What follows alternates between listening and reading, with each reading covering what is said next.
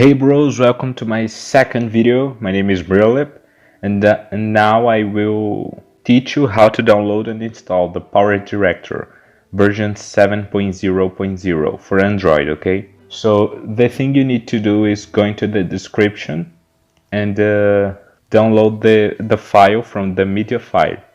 So you only need to click on the APK that will, you can search it. Probably the file will stay in your, will go to your downloads, yeah? So just click it and I will install it. It's for Android. Install. Wait some moments. It's very simple. Be patient. Okay, I needed to wait approximately 1 minute, I think. Yeah, 1 minute. So after all, you can click on open. Just wait.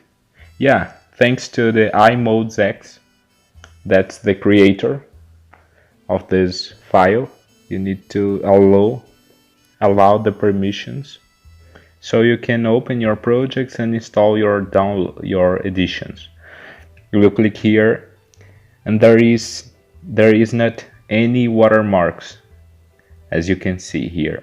Okay, thanks a lot guys. Subscribe to my channel, let your like and your comment below, please.